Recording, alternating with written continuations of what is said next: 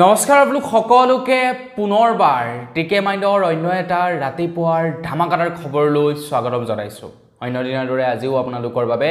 দিনটোৰ কেইবাটাও গুৰুত্বপূৰ্ণ খবৰ লৈ আহিছো। ভিডিঅ'টো প্ৰথমৰ পৰা শেষলৈকে চাই থাকিব। আগবাইছে আজি প্ৰথম খবৰটোৰ ফালে প্ৰথম খবৰটো ওলাইছে জুবিনদাৰ ওপৰত। হাগ্ৰামা মহিলাৰীয়ে ঘোষণা কৰিছে যে জুবিনদাৰ 53 সংখ্যক জন্মদিনৰ দিনাখন হাগ্ৰামা মহিলাৰীয়ে জুবিনদাৰ বাবে প্ৰায় 53টা নাহৰ পুলি ৰোপণ কৰিব বুলি জনাইছে আৰু তাৰ লগতে বিটিচিত হাগ্ৰামা মহিলাৰীয়ে উদযাপন কৰিব জুবিনদাৰ জন্মদিন। হেয়াই নহয়, তাৰ লগতে কোকৰাঝাৰত 30 বিঘা মাটিত স্থাপন কৰিব জুবিন গাৰ্গ উদ্যান। সন্ধিয়ালৈ 25,000 লোকে একেলগতে বড়ো আৰু অসমীয়া ভাষাত পৰিৱেশন কৰিব জুবিন গাৰ্গৰ অন্যতম প্ৰিয় গীত মায়াবিনী। তো এজন বন্ধুৱে অন্য এজন বন্ধুক উপহাৰ হিচাপে দিব তেখেতৰ জন্মদিনৰ দিনাখন। তো হাগ্ৰামা মহিলাৰীয়ে ইলেকশ্যনত জিকাৰ পাছতেই এইটো এটা প্ৰতিশ্ৰুতি দিছিলে জুবিনদাৰ হৈ আৰু সেই প্ৰতিশ্ৰুতি তেখেতে পূৰণৰ দিশে আগবাঢ়িছে। আপুনি যদি কোকৰাঝাৰৰ পৰা চাই আছে জুবিনদাৰ হৈ লাইক এটা কিন্তু কৰিবলৈ নাপাহৰিব। আগবাঢ়িছো ইয়াৰ পাছৰটো খবৰ ফালে। ইয়াৰ পাছৰ খবৰটো ওলাইছে কংগ্ৰেছ পাৰ্টিৰ ওপৰত। বিহাৰত কংগ্ৰেছ পাৰ্টিয়ে বৰ বেয়াকৈ মুখ ঠেকেচা খালে। কংগ্ৰেছ পাৰ্টিয়ে মুখ ঠেকেচা খোৱাৰ পাছতেই এতিয়া কংগ্ৰেছ পাৰ্টিৰ মাজত লাগি গৈছে খোৱাদোৱা। খবৰ লোৱা অনুসৰি বিহাৰৰ নিৰ্বাচনত পৰাজয়ৰ পৰ্যালোচনা কৰিবৰ কাৰণে শনিবাৰ অৰ্থাৎ যোৱাকালিৰ দিনাখন দিল্লীত AICCৰ সভাপতি মল্লিকাৰ্জুন খাৰ্গেৰ বাসগৃহত অনুষ্ঠিত হয় এখন বৈঠক, যিখন বৈঠকত নেকি ৰাহুল গান্ধী উপস্থিত আছিল, ৰাষ্ট্ৰীয় সাধাৰণ সম্পাদক KC বেণুগোপাল উপস্থিত আছিল, জ্যেষ্ঠ নেতা অজয় মাকান আৰু বিহাৰ বিজেপিৰ প্ৰভাৰী কৃষ্ণা আল্লাভাৰো তাতে উপস্থিত আছিল। তো তেওঁলোকে বিহাৰত বৰ ভাল ফলাফল দেখুৱাব নোৱাৰিলে। আহি আছে আমাৰ অসমৰ বিধানসভা নিৰ্বাচন, গতিকে তাৰ আগতে তেওঁলোকে প্ৰস্তুতি চলাব লাগে। বিহাৰত কি তেওঁলোকৰ ভুল হ'ল সেই সম্পৰ্কে পৰ্যালোচনা কৰিবৰ কাৰণে মল্লিকাৰ্জুন খাৰ্গেৰ ঘৰত এখন পৰ্যালোচনাত বহে। আগবাইছো ইয়াৰ পাছৰ খবৰৰ ফালে। ইয়াৰ পাছৰ খবৰটো ওলাই পৰিছে বিহাৰৰ নিৰ্বাচনক লৈ। তো বিহাৰৰ নিৰ্বাচনত কংগ্ৰেছে বৰ বেয়াকৈ মুখ ঠেকেচা খালে। কংগ্ৰেছে মুখ ঠেকেচা খোৱাৰ পাছতেই এতিয়া বিহাৰৰ নিৰ্বাচনক লৈ বিভিন্ন ধৰণৰ প্ৰশ্ন তেওঁলোকে উত্থাপিত কৰিছে। তেওঁলোকে কিছুমান খেলিমেলি হোৱাৰ উমান লাভ কৰিছে। তেওঁলোকে কৈছে যে বিহাৰত সৰ্বমুঠ ভোটাৰ আছিলে মাত্ৰ 7,42,00,000 মানুহ। তাৰে ভিতৰত মাত্ৰ 4,94,00,000 মানুহেহে ভোটদান কৰিছিলে। কিন্তু নিৰ্বাচন আয়োগে 14 নৱেম্বৰ দিনাখন উল্লেখ কৰা অনুসৰি 7,45,00,000 মানুহে ভোট দিয়া বুলি উল্লেখ কৰিছে। মানে সৰ্বমুঠ মানুহ আছিলে 7,42,00,000, তাৰে ভিতৰত মাত্ৰ 4,94,00,000 মানুহেহে ভোটদান দিছিলে আৰু ভোট গণনাৰ দিনাখন মাত্ৰ 4,94,00,000 মানুহৰ ভোট গণনা হ'ব লাগিছিলে, কিন্তু ভোট গণনা হৈছে 7,45,00,000 মানুহৰ। মানে মানুহ যিমান আছিলে তাতকৈ বেছি ভোট দিয়া দেখুৱাইছে আৰু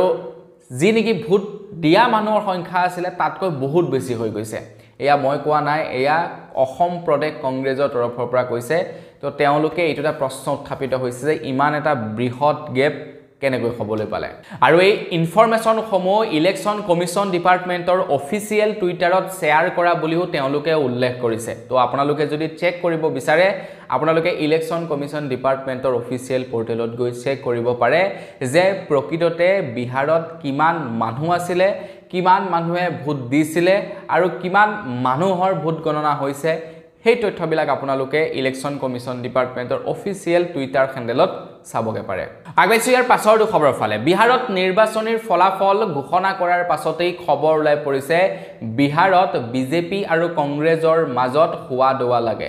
বিজেপি আৰু কংগ্ৰেছৰ মাজত এক প্ৰকাৰ ক'বলৈ গ'লে হতাহতিৰ সৃষ্টি হয় বুলি খবৰ ওলাই পৰিছে। আমাৰ অসমত বাৰু এই পৰিস্থিতি নহয়, কিন্তু অসমৰ বাহিৰৰ বিভিন্ন ষ্টেটসমূহত এনেকুৱা পৰিস্থিতি হয় যেতিয়া কোনো এটা পাৰ্টি জিকে কোনো এটা পাৰ্টি হাৰে তেতিয়া তেওঁলোকৰ মাজত কাজিয়াৰ সৃষ্টি হয়। ৱেষ্ট বেংগলতো আপোনাৰ পঞ্চায়ত নিৰ্বাচনতে তেনেকুৱা হয়, মানুহ মানে মৃত্যু পৰ্যন্ত সাৱটি ল'ব লগা হয়। আমাৰ অসমত বাৰু সেই পৰিস্থিতিটো নহয়, গতিকে তাৰ কাৰণে আমি থ্যাঙ্কফুল। আগবাইছো ইয়াৰ পাছৰটো খবৰ ফালে। গুৱাহাটী ইউনিভাৰ্চিটিৰ অধ্যাপকৰ হোৱাটছআপ একাউণ্ট দুষ্ট চক্ৰই হেক কৰিলে দুষ্ট চক্ৰই গুৱাহাটী বিশ্ববিদ্যালয়ৰ অধ্যাপকৰ হোৱাটছআপ একাউণ্ট হেক কৰি বিভিন্নজন লোকলৈ মেছেজ কৰিছে যে মই এটা বিপদত পৰিছোঁ কাইণ্ডলি মোক ইমান হাজাৰ টকা এটা ট্ৰান্সফাৰ কৰি দিয়ক মানে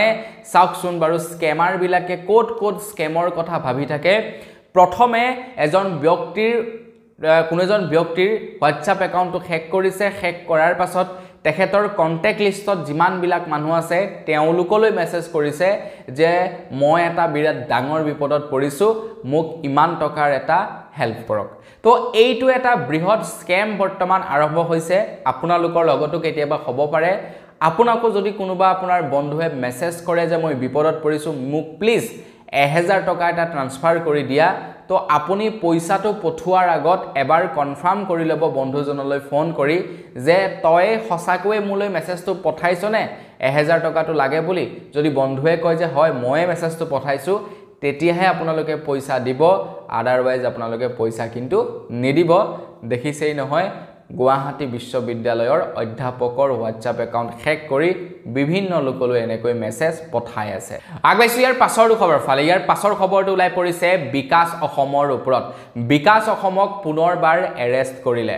বিকাশ অসমক বীৰ লাচিত সেনাৰ পৰা অনিৰ্দিষ্ট কাললৈ বহিষ্কাৰ কৰিলে বুলি খবৰ ওলাই পৰিছে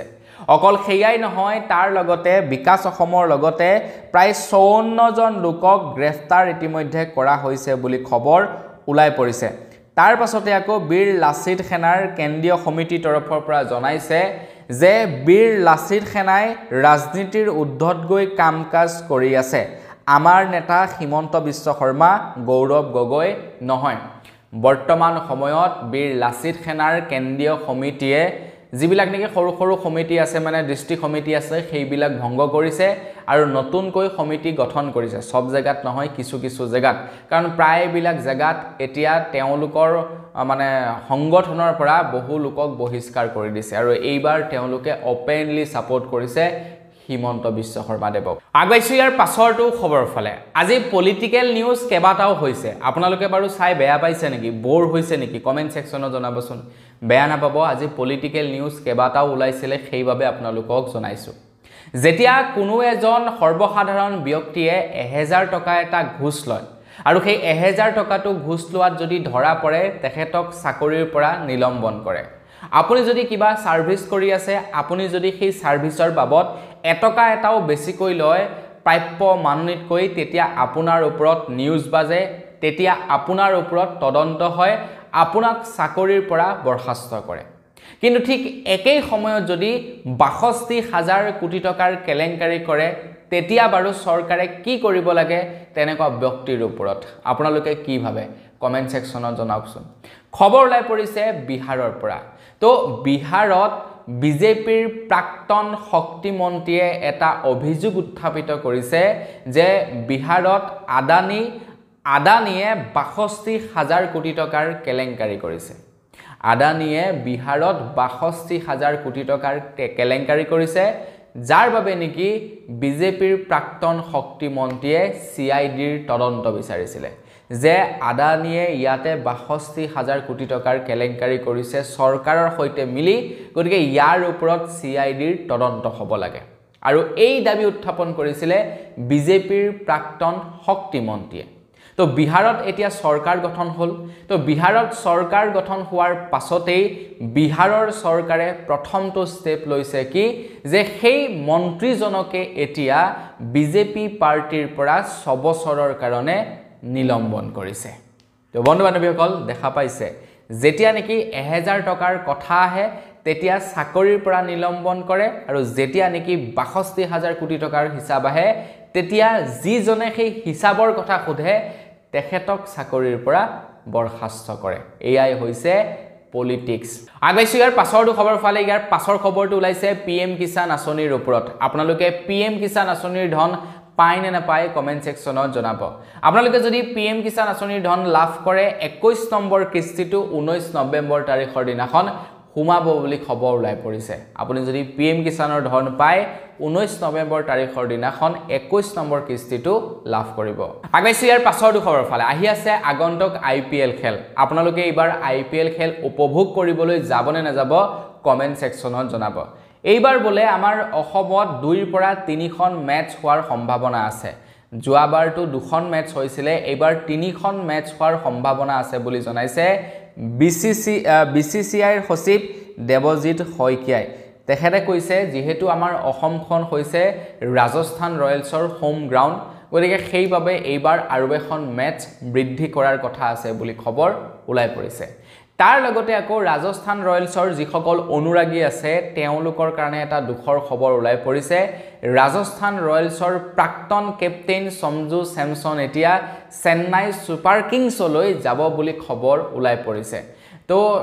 যোৱাবাৰে আমি দেখা পাইছিলো যে যোৱাবাৰ ৰাজস্থান ৰয়েলছৰ আপোনাৰ কেপ্টেইনশ্বিপৰ পৰা কিছু দিনৰ কাৰণে মানে বহাই দিয়া হৈছিল সঞ্জু স্যামসনক আৰু ৰিয়ান পৰাগক এজ এ কেপ্টেইন হিচাপে দিয়া হৈছিল আৰু এইবাৰো ৰিয়ান পৰাগেই হ'ব কেপ্টেইন আৰু সঞ্জু স্যামসন এতিয়া চেন্নাই সুপাৰ কিংছলৈ যাব বুলি খবৰ ওলাই পৰিছে যেতিয়া নেকি বিট হ'ব তেতিয়া গম পাম আৰু অৱশ্যে এই খবৰটো কনফাৰ্ম কৰিছে ৰিয়ান পৰাগে চাগে ভাল পাইছে দেই যে ভালেই হ'ল এতিয়া কেপ্টেইন মই ৰাজস্থান ৰয়েলছ মোৰ হাতৰ মুঠিত আগবাইছো ইয়াৰ পাছৰটো খবৰ ফালে অসমৰ ছোৱালীসকলৰ কাৰণে অসম চৰকাৰে বিভিন্ন আঁচনি উলিয়াইছে অৰুণোদয় আঁচনি উলিয়ালে মইনা নিযুত আঁচনি উলিয়ালে লাখপতি বাইদেউ আঁচনি উলিয়ালে এনেকুৱা ঢেৰ আঁচনি প্ৰস্তুত কৰিছে মহিলাসকলৰ কাৰণে বা ছোৱালীসকলৰ কাৰণে কিন্তু পুৰুষৰ কাৰণে একো আঁচনি নাই হে চৰকাৰে একো আঁচনিয়ে দিয়া নাই এতিয়ালৈকে তো অসম চৰকাৰে কৈছে এইবাৰ পুৰুষসকলৰ কাৰণে হেনো বাবু আঁচনি উলিয়াব তো এই বাবু আঁচনিৰ অধীনত কি প্ৰদান কৰিব সেই সম্পৰ্কে নাজানো কিন্তু এইবাৰ বাবু আঁচনিৰ জৰিয়তে অসমৰ লৰাবিলাকক হেনো ফেচিলিটি আগবঢ়াব বুলি জনাইছে তো আমাৰ লৰাবিলাকে বৰ বিশেষ একো আশা নকৰে আপোনালোকক কি লাগে বাৰু কমেন্ট সেকশনত জনাব মোৰ মতে বস্তুৰ দাম কমি গলে মই হেপি তো আপোনালোকে কি বিচাৰে এজন লৰা হিচাপে কমেন্ট সেকশনত জনাব আগবাইছো ইয়াৰ পাছৰটো খবৰ ফালে আমাৰ অসমত আহি আছে বিধানসভা নিৰ্বাচন তো অসমত বিধানসভা নিৰ্বাচন আহি আছে বিৰোধী মিত্ৰজোঁটে বিধানসভা নিৰ্বাচনৰ কাৰণে খুব সুন্দৰকৈ প্ৰস্তুতি চলাই আছিল কিন্তু তাৰ মাজতে আকৌ বিহাৰত হোৱা নিৰ্বাচনে আমাৰ অসমত অকনমান চিন্তনীয় বিষয় কৰি তুলিছে আমাৰ অসমৰ কংগ্ৰেছ পাৰ্টিক চিন্তাত পেলাই দিছে এটা যাৰ কাৰণে নেকি খবৰ লাই পৰিছে কংগ্ৰেছ পাৰ্টিয়ে হেনো নতুন বিধায়কৰ মুখ বিচাৰি ফুৰিছে বিভিন্ন সমষ্টিত কাৰণ তেওঁলোকেও গম পাইছে পুৰণা যিসকল বিধায়ক আছে তেওঁলোকে বেলেগ পাৰ্টিলৈ গলেহে জিকিব কংগ্ৰেছত থাকিলে জিকাৰ তেওঁলোকৰ কোনো মানে সম্ভাৱনা নাই কাৰণ তেওঁলোকৰ বদনাম ঢেৰ ওলাইছে হয় নে নহয় আৰু তেওঁলোকৰ বদনামসমূহ তেওঁলোকৰ সতীৰ্থই এতিয়া গৈ কৰি আছে তেওঁলোকৰ সতীৰ্থসমূহ বেলেগ জেগালৈ গুচি গ'ল আৰু তাতে গৈ তেওঁলোক সাফা হৈ গ'ল আৰু যিসকল সতীৰ্থ ইয়াত থাকিলে তেওঁলোকৰ ওপৰতে গোটেই দুখবিলাক জাপি দিয়া হ'ল যে হিহঁতেই গোটেইখন বৰবাদ কৰি পেলালে গতিকে কংগ্ৰেছেও বুজি পাইছে যে এই সকলৰ মুখ কেইখন দেখুৱাই যদি আমি নিৰ্বাচন খেলো তেনেহলে আমি কেতিয়াও জিকিব নোৱাৰো তেওঁলোকে বেলেগ পাৰ্টিত গলেহে জিকিব পাৰিব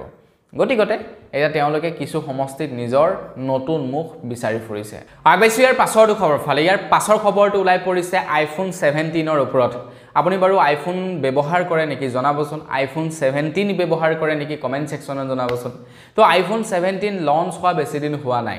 আইফোন 17ৰ দামো যথেষ্ট পৰিমাণৰ বেছি কিন্তু আইফোন 17এ ৰং হলনি কৰিবলৈ আৰম্ভ কৰিয়েই দিলে যেনেকৈ নেকি আমাৰ যে মোবাইল বিলাকৰ লগত অহা কভাৰটোৱে কালাৰ হলনি কৰে ঠিক তেনেকৈ আইফোন 17এ এতিয়া হেনো কালাৰ হলনি কৰিছে এজন ভুক্তভোগীয়ে আইফোনৰ ষ্ট'ৰ গৈছিলে আইফোনৰ মানে ৰং হলনি কৰিবলৈ মানে তেখেতৰ মোবাইলটোৱে ৰং হলনি কৰি দিছে তো তেখেতক মানে ইয়াৰ ওয়াৰেন্টি লাগে তো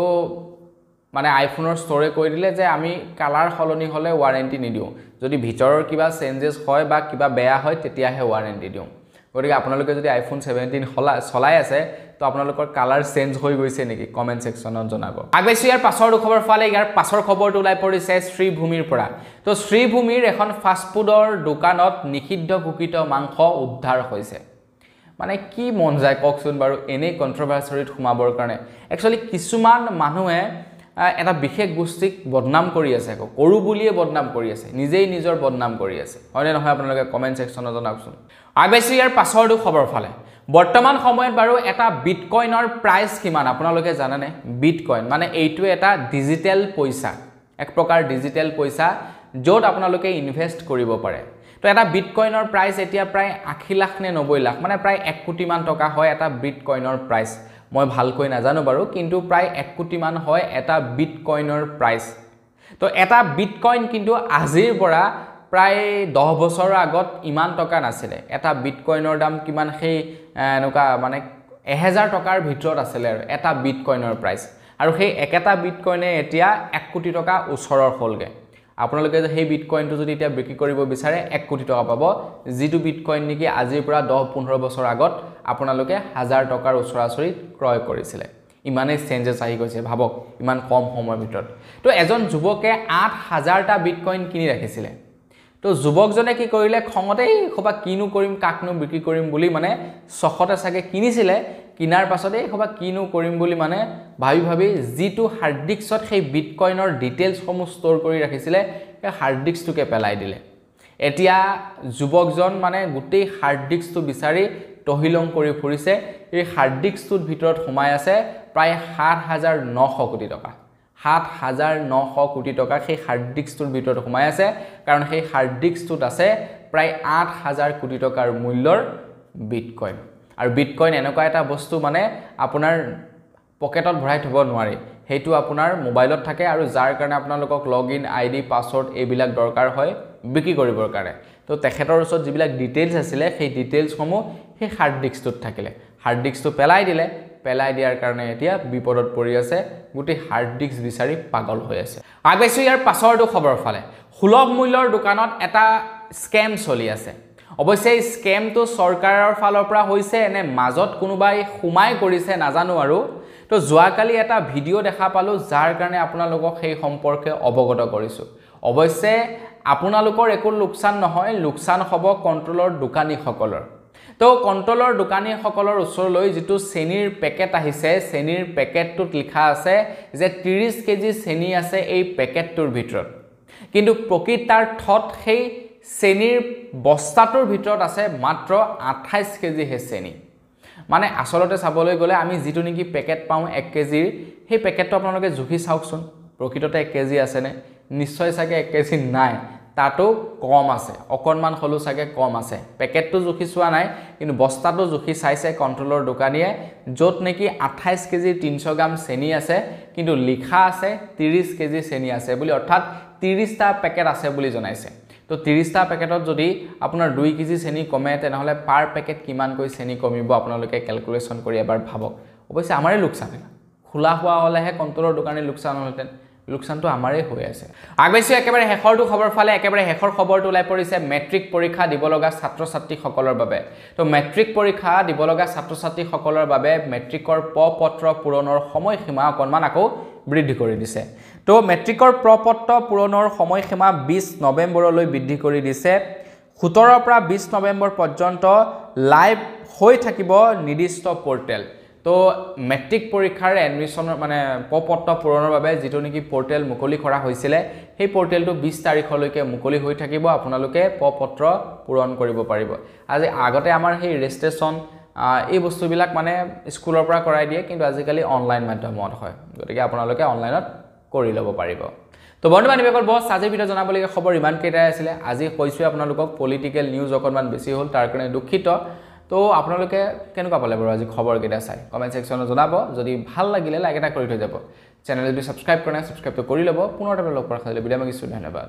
জয়